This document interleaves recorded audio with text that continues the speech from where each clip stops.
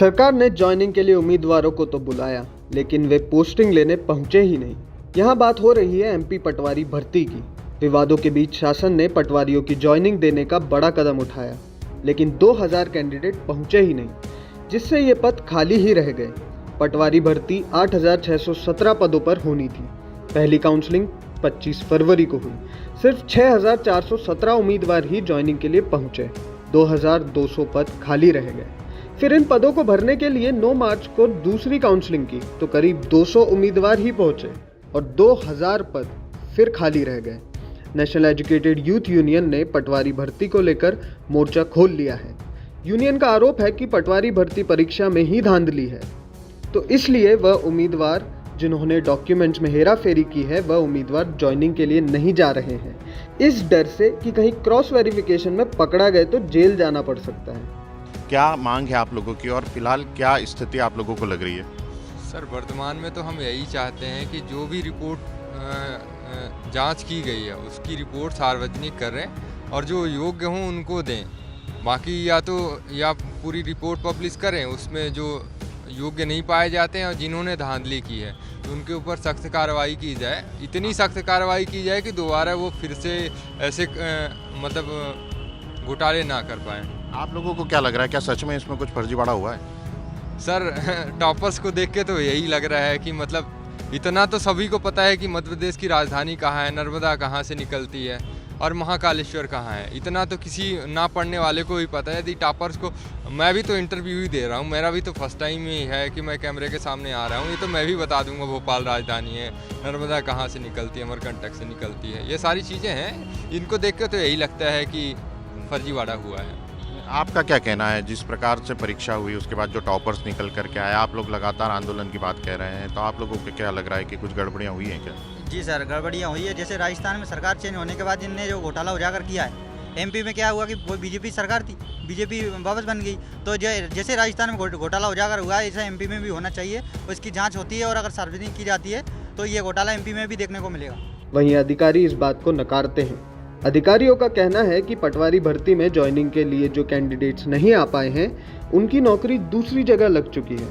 यही कारण है कि वे अब पटवारी पद पर ज्वाइनिंग नहीं करना चाहते। इसी वजह से पोस्ट खाली है। आचार संहिता लग चुकी है। ऐसे में अब लोकसभा चुनाव तक भर्ती के लिए तीसरी काउंसलिंग हो, इसकी उम्मीद तो अभी कम ही है। चुनाव के बाद भर्ती के लिए काउंसलिंग का अतिरिक्त राउंड चलाना है या नहीं, यह निर्णय सरकार का होगा। हालांकि जानकार मानते हैं कि इसकी संभावना कम है। हो ये सकता है कि नई भर्ती निकालकर इन्हें बैकलॉग में एडजस्ट कर दिया जाए। भोपाल में उम्मीदवार पटवारी भर्ती के विरोध में देश की राजधानी दिल्ली में प्रदर्शन की रणनीति बना रहे थे। अनुमति की लंबी वेटिंग के कारण अब तक ये प्रदर्शन नहीं हो सका। उम्मीदवार परमिशन लेने के लिए दिल्ली दौड़ लगा ही रहे थे और इधर आचार संहिता लग गई, मतलब दिल्ली प्रदर्शन कैंसिल हो गया। ज्वाइनिंग के विरुद्ध हाईकोर्ट जबलपुर में लगी याचिका पर सुनवाई की तारीख नहीं मिली है, जिसका इसी सप्ताह मिलने की उम्मीद है। अब इस मामले में कोई भी बड़ा अपडेट हाईकोर्ट के निर्देशों के आधार पर ही सामने आएगा। पटवारी भर्ती परीक्षा का घोटाला सामने आया था, उसके बाद लगातार आप लोगों ने मांग भी की थी, लेकिन आज तक वह कार्रवाई नहीं हो पाई है।